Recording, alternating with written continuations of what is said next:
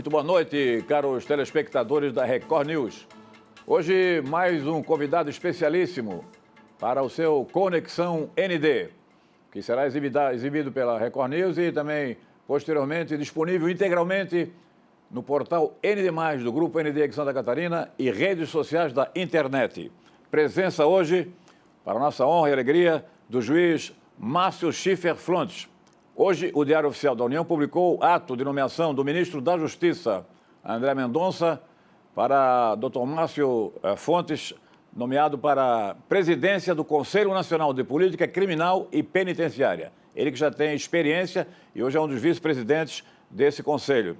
Dr. Márcio tem um currículo riquíssimo, em que se destaca aí juiz do Conselho Nacional de Justiça em Brasília, do Conselho Nacional de Direitos Humanos, juiz auxiliar de Teori Zavascki no Supremo Tribunal Federal, no auge da operação histórica Lava Jato, professor da Escola da Magistratura, tem várias especialidades em Direito Tributário pela Fundação Getúlio Vargas, Direito Processual Civil, Direito Constitucional. Atualmente, ele é o titular da 4ª Vara da Fazenda Pública da Justiça Estadual na cidade de Joinville.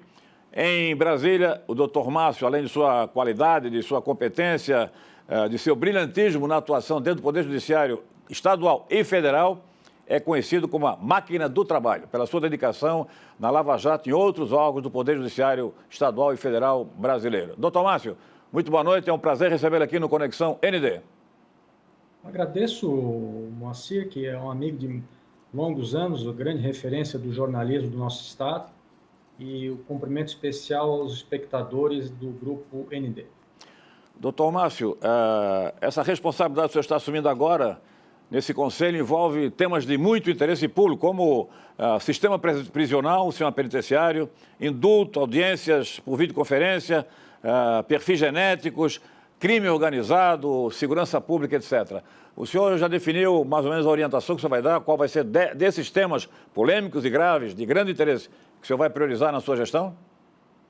Sim, na verdade, o Conselho vem adotando, nos últimos anos, na sua função de assessoramento do Ministério da Justiça, nesses temas que são de diretriz de política criminal brasileira, vem adotando uma pauta que, de maneira nenhuma, é estranha aqui a nós de Santa Catarina, né? Uma pauta que privilegia a segurança pública, que tenta ter um olhar, evidentemente, legalista em relação ao sistema carcerário, mas que olha também no sentido de garantia da ordem pública, de preservar os interesses, eventualmente, das vítimas dos crimes, né?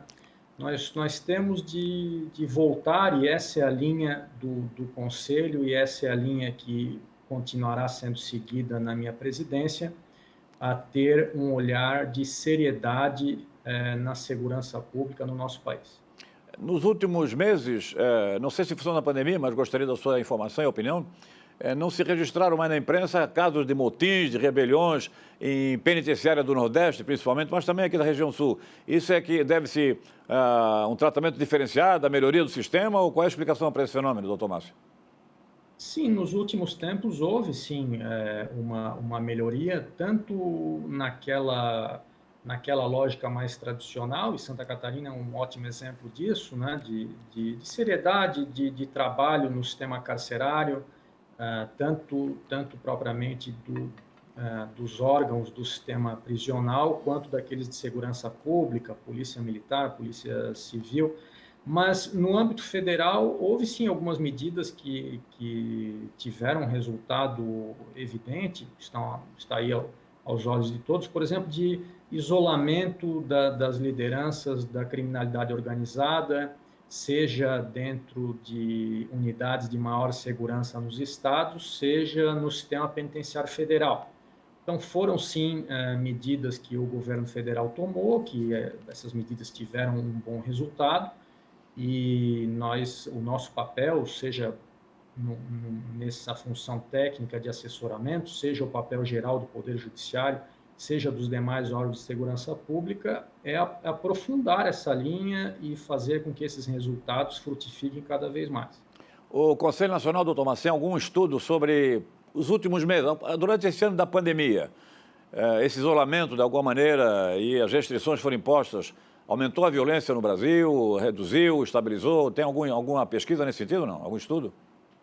Assim, há dados que indicam, por exemplo, em relação à violência doméstica, né?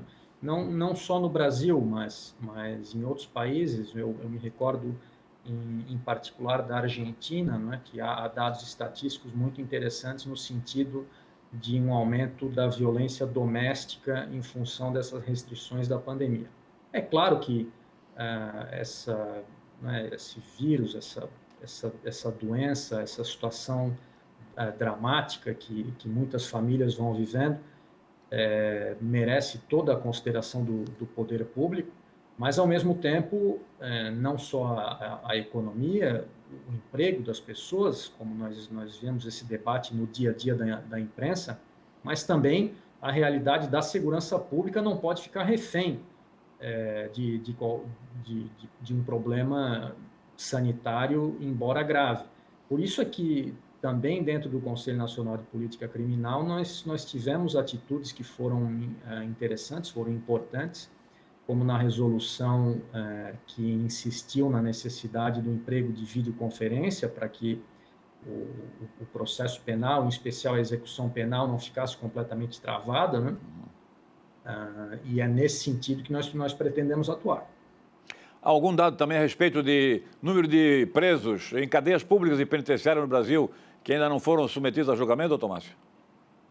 Esse é um número que é bastante variável de estado a estado. Isso, sabe, Moacir, é uma questão que é muito interessante, porque nós temos sempre essa ideia de um sistema prisional que não funciona, em que ninguém sabe de nada, e não é exatamente assim, não é?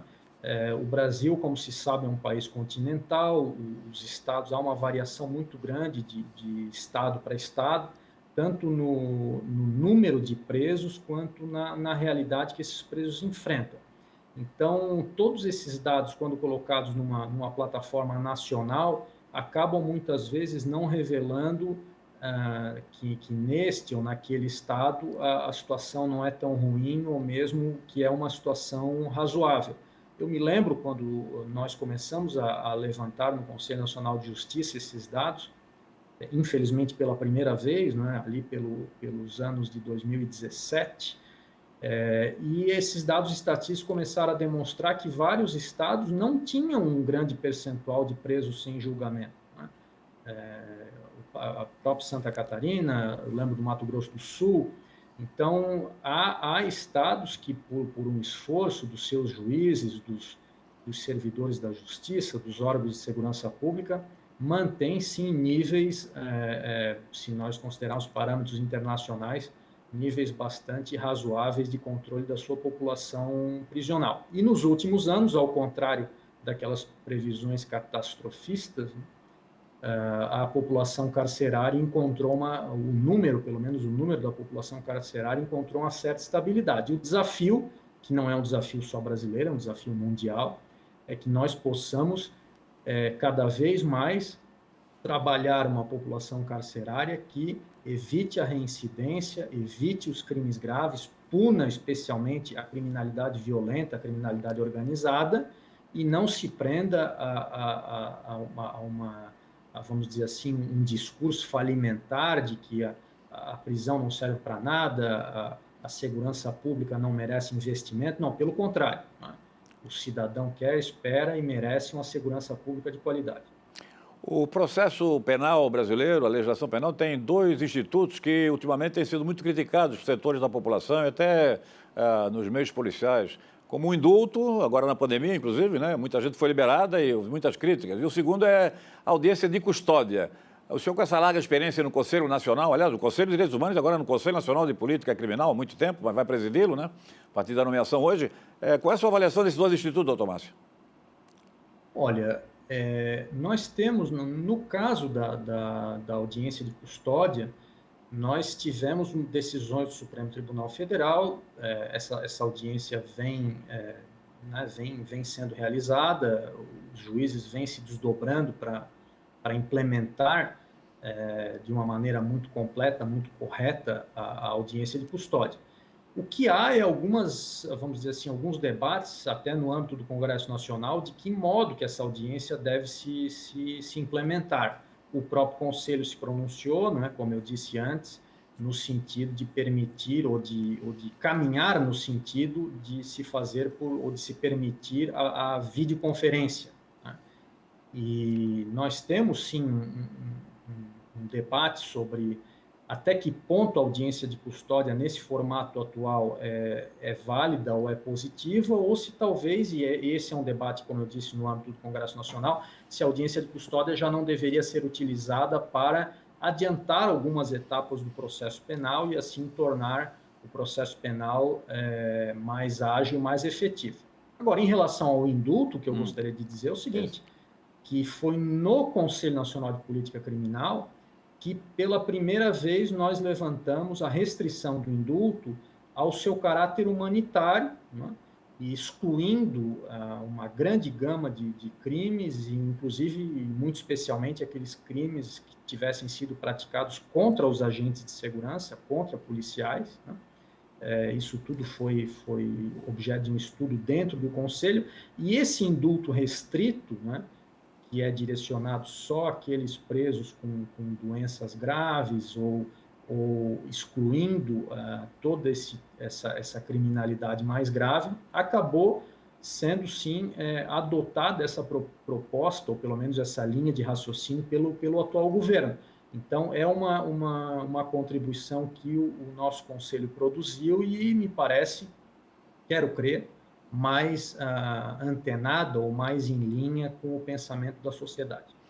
Há algum estudo nesse momento no Conselho, já passado, a respeito da legislação penal brasileira, do processo penal brasileiro, no sentido de se adaptar à nova realidade, por exemplo? Há muita gente que critica o fato de que pequenos delitos vêm com condenação para a prisão nas cadeias, que não têm normalmente condições, e que alguns desses delitos poderiam ser objeto de punição com prestação de serviço à comunidade, às escolas, enfim.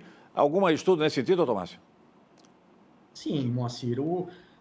Há não só dentro dos órgãos de segurança, dentro do Ministério da Justiça, dentro do nosso Conselho, estudos sobre isso, mas há estudos no mundo universitário, no mundo acadêmico, até entre os economistas hoje, né, a análise econômica do direito traz estudos todos nessa linha que você vai colocando. Agora, o que deve ser dito, nós também não devemos nos prender a certos discursos, né? O que deve ser dito é que os juízes brasileiros, o Ministério Público brasileiro, a própria polícia brasileira, tem sim noção e uma visão prática e uma visão da realidade. Então, hoje nós não se pense que vai se chegar a uma cadeia brasileira, ou um presídio brasileiro, ou uma penitenciária brasileira, e se encontrar lá um grande número de pessoas cumprindo pena, por exemplo, por crimes meramente contra o patrimônio, né? Isso é um mito, né?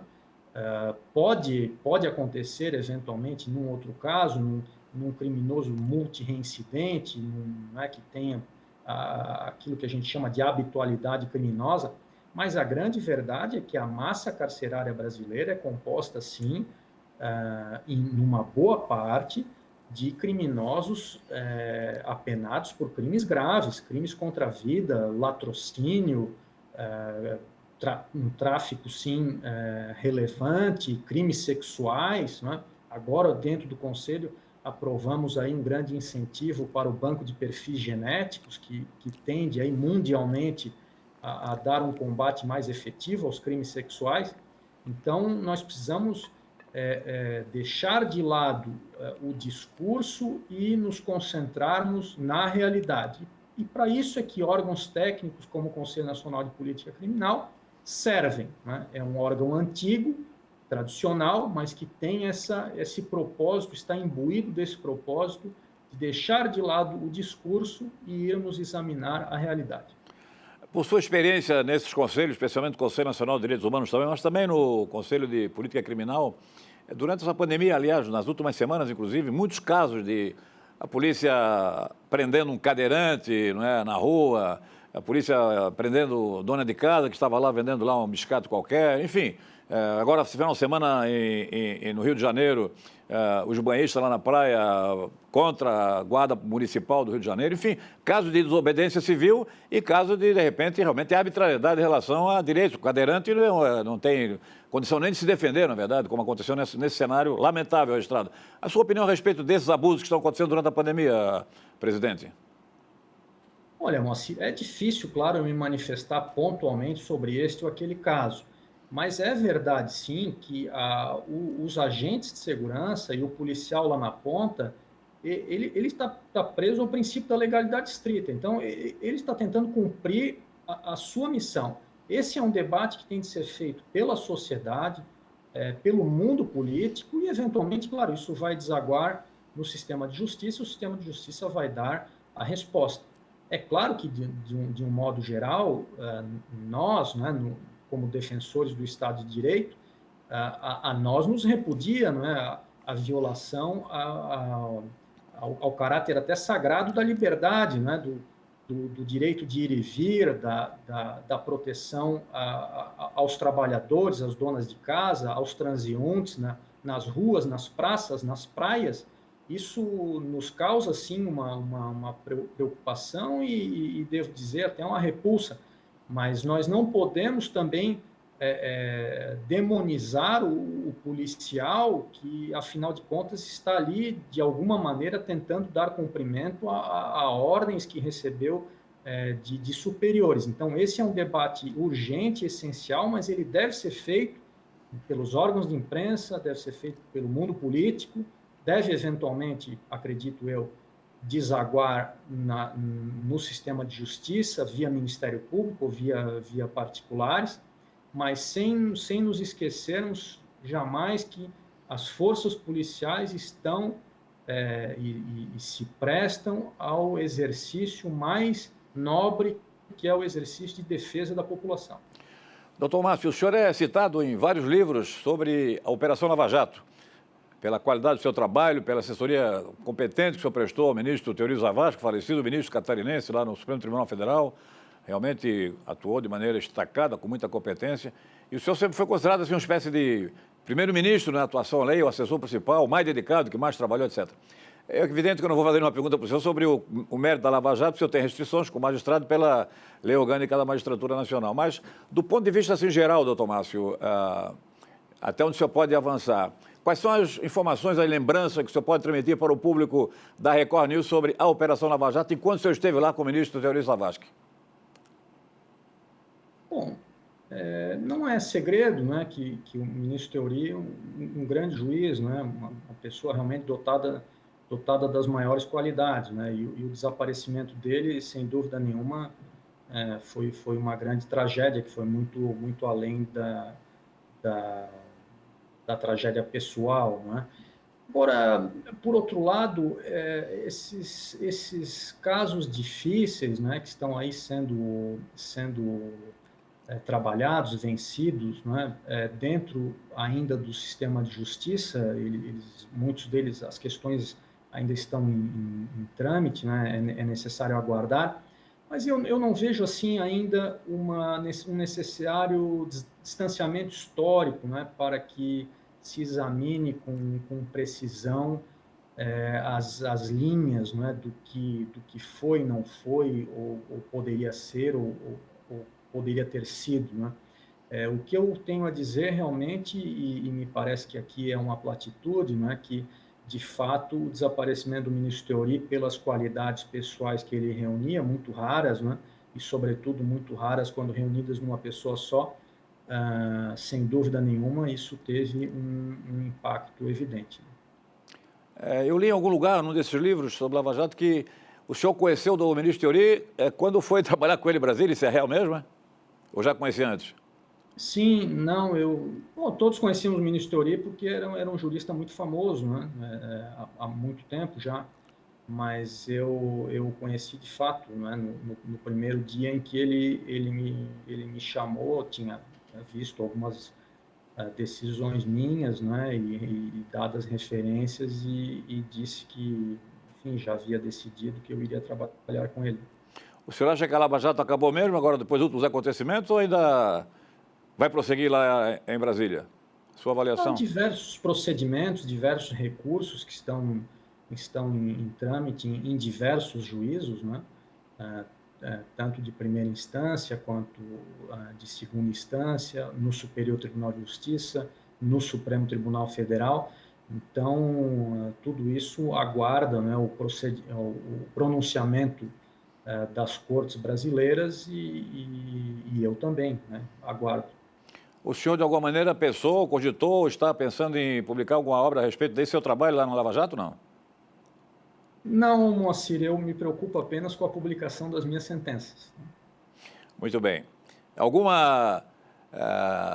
tema específico, voltando ao Conselho, do Conselho Nacional de Política Criminal, que nós não comentamos agora, que o senhor gostaria de destacar, doutor Márcio, que está na ordem do dia lá da sua gestão? Olha, o que nós temos, assim, nós temos algumas pendências. O meu antecessor, o desembargador César Moraes, do Tribunal de Justiça de São Paulo, fez uma gestão muito profícua, mas um dos temas que nós devemos tratar agora nos próximos meses é uma revisão dessa questão da visita íntima, né?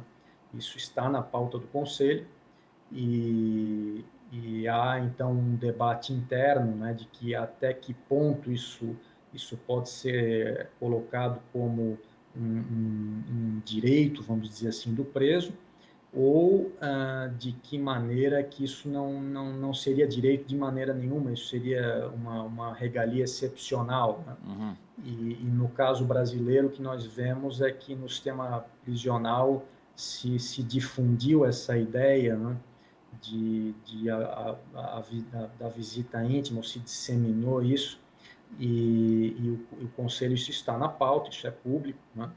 E muito possivelmente nós teremos um novo pronunciamento do Conselho Nacional de Política Criminal a respeito desse tema nos próximos meses. O senhor tem ideia da maioria do Conselho, para onde é que vai caminhar? Vai reduzir, ou vai manter o sistema atual, vai aumentar, não? Não, eu acredito que a ideia seja rever. Rever.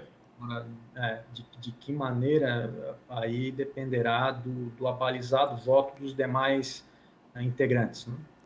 Muito bem, o juiz catarinense Márcio Schiffler Fontes, depois de várias atividades em Brasília, especialmente lá no Supremo Tribunal Federal, no Conselho Nacional de Justiça, ele assumiu a 4ª Vara da Fazenda Pública de Joinville, como já falamos no início.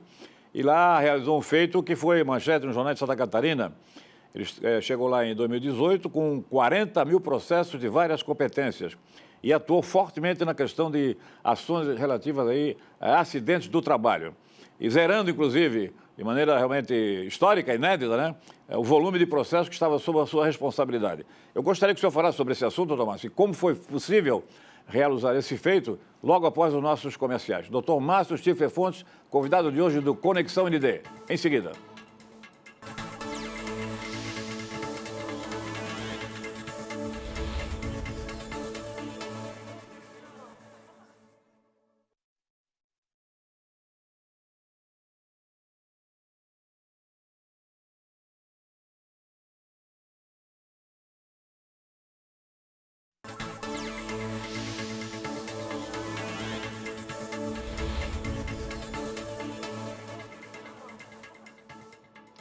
Este é o Conexão ND pela Record News. Entrevista que, depois da exibição, vai ao ar integralmente no portal ND+, e também pelas redes sociais da internet.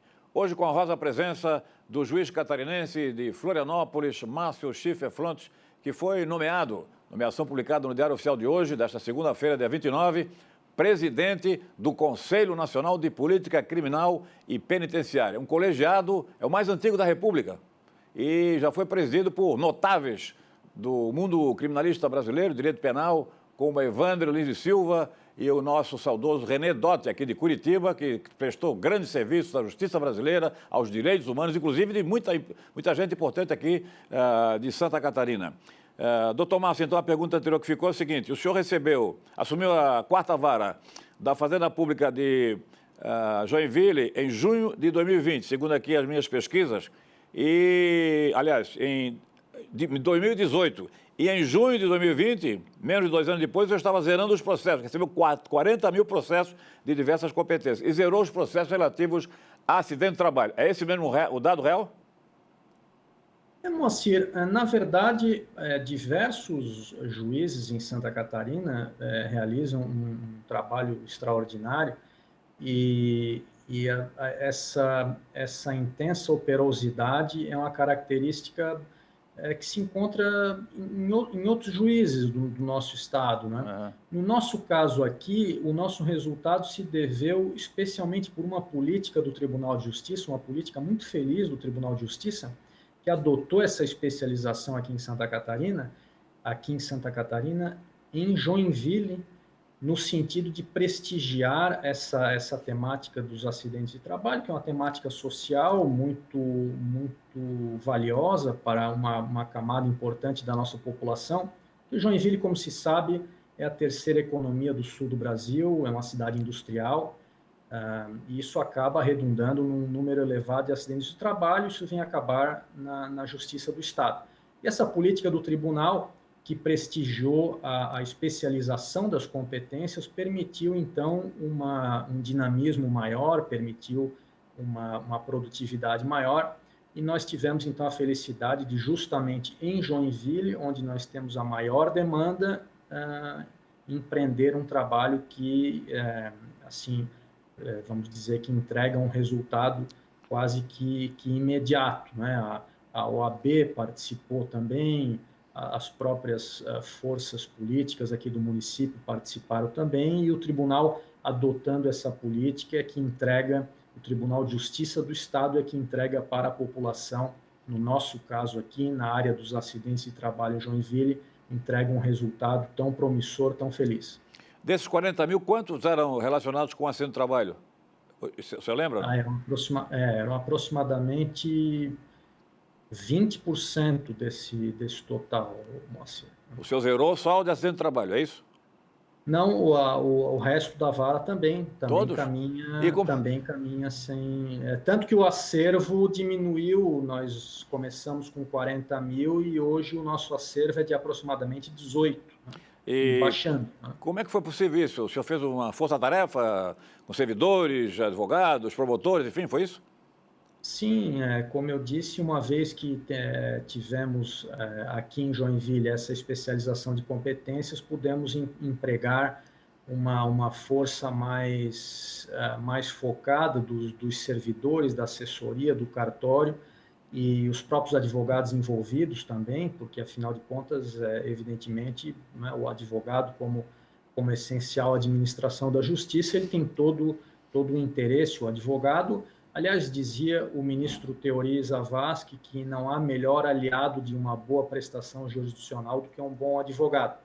Então, também os advogados foram partícipes importantes nesse processo. Doutor Márcio, o senhor ainda na função lá de destaque nacional do CNJ, do Conselho dos Direitos Humanos, o senhor recentemente sugeriu e organizou um evento que teve destaque nacional, um seminário nacional sobre Museu do Judiciário, com o objetivo exatamente de resgatar a história do Poder Judiciário. E eu me lembro que aqui em Santa Catarina, foi realizado em Florianópolis, aqui no Tribunal de Justiça, eu tive até a honra de fazer uma pequena intervenção. O nosso Poder Judiciário resgatou, por exemplo, a história da Revolução Federalista, né? Com as violências que foram praticadas, os processos de indenização que se multiplicaram depois que o Coronel Moreira César fez aquela chacina aqui na Ilha do Pinheirinho, matando mais de 189 pessoas de Florianópolis, inclusive o Barão do Batovi, seu filho, né? Barão do Batovi, que foi herói da Guerra do Paraguai. Então, além disso, eu me lembro também, houve uma outra exposição aqui no nosso Tribunal de Justiça, para mostrar a importância desse trabalho que o senhor sugeriu, né? Sobre a Guerra do Contestado. E ali o tribunal conseguiu resgatar o processo que tramitou no Judiciário Estadual sobre o famoso último líder, o grande líder, né, dos revoltosos, que foi o Deodato Ramos. Então, eu gostaria que o senhor falasse um pouco sobre essa experiência. Qual foi a motivação que o senhor teve para realizar esse seminário de nível nacional e dar essa motivação para que os tribunais de justiça do Brasil inteiro, não só de justiça estadual, mas também de trabalho, das justiças especializadas, se voltassem um pouco mais para essa questão cultural e de resgate histórico do judiciário? Qual foi a motivação? Porque no Conselho Nacional de Justiça, eu presidi a Comissão de Tecnologia e Infraestrutura e observava muito com justiça esse interesse firme no sentido da proteção dos dados eletrônicos. E isso é um interesse mundial também, sabemos, isso não é só no Brasil, não é só no Poder Judiciário brasileiro. Mas o que me causava um pouco de incômodo era que, ao mesmo tempo em que nós investíamos muita energia, e era justo que assim o fizéssemos, né?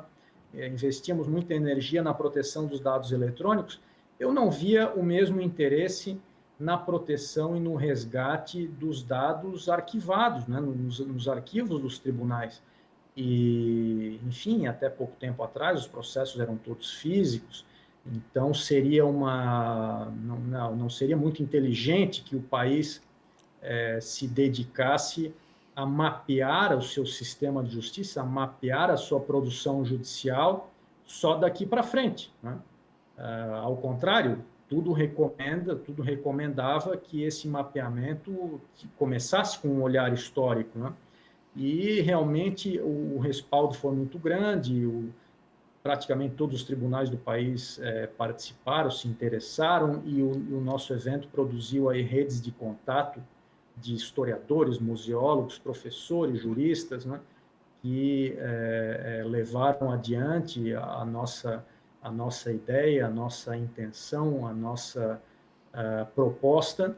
E Santa Catarina também nesse aspecto, né, o Poder Judiciário de Santa Catarina firmou aí uma tendência, uma linha que tem produzido bons frutos país afora.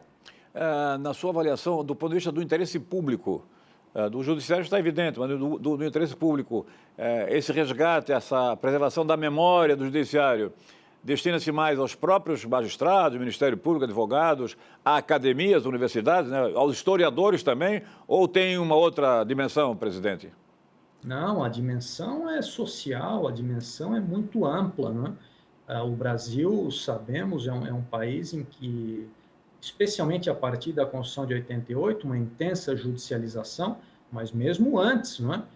Você deu um exemplo muito feliz, não é, da Revolução Federalista. Nós tivemos o contestado em Santa Catarina, tivemos outros episódios históricos aí da maior relevância. Então, é um interesse nosso, como sociedade, como nação, né, conhecermos o nosso passado, e não há nada melhor para conhecer o passado que as fontes primárias, os documentos produzidos em juízo por testemunhas, não é? E se nós temos isso, essa riqueza, né, arquivada nos escaninhos ou nos arquivos do Poder Judiciário, é nosso dever, é nossa obrigação tratarmos desses arquivos, mapearmos esses arquivos e legarmos esse conhecimento às gerações futuras. No seu currículo também se destaca a sua atuação no magistério superior ligado ao direito. Com a pandemia, ou pós-pandemia, agora, durante a pandemia, majoritariamente com aulas virtuais, você acha que poderá haver prejuízo no ensino do direito, não tendo aula presencial? Pelo contrário, Moacir, eu acho esse um caminho sem volta, né? Aliás, eu acho que o grande efeito dessa pandemia, e a administração atual do Tribunal de Justiça também muito feliz, tem deixado isso muito aos olhos de todos, né? É que o que nós dizíamos antigamente, né? Não, eu acho que daqui a 15 anos vai ser assim, eu acho que daqui a 15 anos vai ser assado, eu acho que daqui a 10 anos as audiências vão ser na tela do computador, eu acho que daqui a 15 anos a produção, a instrução probatória vai se dar todo de meio eletrônico. Na verdade, a pandemia adiantou isso tudo de uma maneira muito intensa, né? E eu não vejo como, né, seja no serviço público, a questão do trabalho em domicílio, ou seja, no magistério, os professores lecionando, especialmente o magistério superior, eu realmente não vejo mais como nós retornarmos ao status quo ante, né? Claro, vai haver novas adaptações em decorrência, se Deus quiser, né, da normalização da vida que devemos ter aí nos próximos meses, com a vacinação, com um maior conhecimento sobre essa doença, mas eu não vejo como nós retornarmos ao patamar em que nós estávamos antes. E no direito, em especial, né, seja pela necessidade, seja pela importância que a formação e a cultura jurídica tem para qualquer povo, mas estou falando, claro, do Brasil, eu acredito sim que essa é uma tendência que veio para ficar. As pesquisas feitas por advogados, juízes, promotores, enfim, os operadores do direito hoje estão mais facilitadas pelo virtual ou estão mais complicadas? Porque na minha geração não tinha virtual, era tudo biblioteca com livros físicos, né? E claro, a gente tinha os livros locais, nacionais, mas os livros internacionais, de autores estrangeiros, eram muito difíceis, só em grandes bibliotecas. Houve também mudança radical nessa questão de pesquisa, né? Sim, claro, de modo geral, o advogado mais novo, e eu falo aqui com muito conhecimento de causa aqui de Santa Catarina, o corpo de advogados aqui em Santa Catarina é muito dedicado, tem uma qualidade muito boa. É claro que o advogado mais novo, em qualquer sentido, e o juiz mais novo, né, o juiz que entra agora, ele tem uma facilidade maior para lidar com sistemas novos né, do que eu, é natural, né? Mas eu noto também diversos advogados mais antigos que, de uma maneira, eu não vou dizer surpreendente, mas de uma maneira assim muito interessante, vem dando, vamos dizer assim, casando, né, aquela formação jurídica mais antiga, mais tradicional, muito sistemática, que aproveitava um conhecimento, uma leitura, uma memória, uma memorização muito forte, casando essa característica com a característica da busca pelo uso também dos sistemas eletrônicos. Então, eu conheço, enfim, nós no sistema judicial, no meio jurídico, conversamos entre nós e não raro nós vemos escritórios em que os advogados mais antigos e os advogados mais novos casam essas características no melhor interesse do cliente. Doutor Márcio, eu não poder terminar essa entrevista sem fazer uma pergunta sobre conjuntura brasileira. O senhor acha, se não quiser responder, fique à vontade, por favor, que algumas decisões muito polêmicas, muito criticadas de ministros do Supremo Tribunal Federal, de alguma maneira podem desestimular um pouco os juízes ou a formação de novos advogados e juristas no Brasil? Não, é claro, o Supremo Tribunal Federal né, toma as decisões de maneira fundamentada, da maneira que assim entende, e o que eu vejo da parte do juiz de primeira instância, e é assim que eu falo, como juiz de primeira instância, um desejo, como é o desejo do cidadão nas ruas, não só dos juízes nos fóruns, né? É um desejo, claro, de ter um país melhor, né? De que também o judiciário seja um instrumento cada vez mais, né, com uma justiça mais ágil, mais eficaz, de nós construirmos juntos um país melhor. Então, esse sentimento que o cidadão tem na rua, os juízes também têm dentro dos fóruns. O nosso papel, o papel de cada um, né, como é muito famoso, né, na nossa história militar, o Brasil espera que cada um cumpra o seu dever, né? Então, esse é o sentimento do cidadão na rua, esse é o sentimento dos juízes nos fóruns também. Doutor Márcio, para encerrar, temos 3 minutos ainda. Eu tenho informação de que o senhor participa de um grupo religioso que está procurando aí a beatificação de um religioso aqui de Florianópolis de atuação exemplar. Gostaria que o senhor falasse um pouquinho também sobre essa movimentação aqui na capital e no estado. Não, na verdade eu acompanho, né? Nós tivemos um grande promotor de justiça, né, que tem a causa da beatificação dele, e há de fato, né, eu sou da capital, mas eu fiz a minha carreira toda no interior, resido em Joinville com muito gosto, e já poderia estar de volta à capital, de que eu gosto muito, mas eu também gosto muito de Joinville e aqui estou e aqui pretendo permanecer.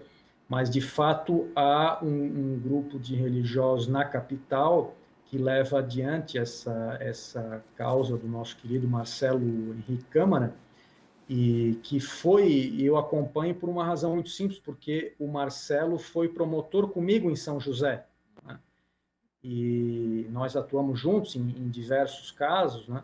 Ele foi meu contemporâneo de universidade de fato, era uma pessoa muito especial, né? Agora, se, né, a qualificação que ele merece, ou etc., né? Isso compete às autoridades religiosas ou mais propriamente ao próprio Deus, né? Então, aí foge muito da minha alçada. Ok, algum outro comentário final sobre o Judiciário de Santa Catarina, a atuação dos seus colegas no primeiro grau, porque as queixas que se tem em relação a algumas coisas de Brasília não atinge, graças a Deus, aqui o Estado de Santa Catarina. É isso mesmo, né? Eu não vejo, eu vejo pelo contrário, vejo colegas novos, esforçados, dedicados, buscando se entregar da melhor maneira possível. Vejo o nosso Tribunal de Justiça com uma política muito eficaz, tentando enfrentar esse momento difícil da pandemia. E em todos os lugares, na verdade, em todas as instituições, eu vejo sim pessoas lutando por um país melhor, e eu acredito que essa que é a nossa tarefa, e o povo, o cidadão, o pagador de impostos, né, quer, espera e merece e precisa ter resultado, né? Então, eu, como servidor público, penso assim, né, e acredito que muitos pensam assim, e não tenho dúvida de que o futuro será melhor. Dr. Márcio Chifre Fontes, mais uma vez agradecimentos aí a essa honrosa presença. Convidamos que estamos muito contentes, alegres, prazerosos pela sua participação no nosso Conexão ND. Um grande abraço para o senhor e muito boa noite. Muito obrigado, boa noite aos espectadores. Este foi o Conexão ND pela Record News, disponível na íntegra no portal ND+, e redes sociais da internet. Obrigado a você que nos acompanhou até este momento. Um grande abraço, saúde, saúde, saúde, e até a próxima segunda-feira. Um abraço.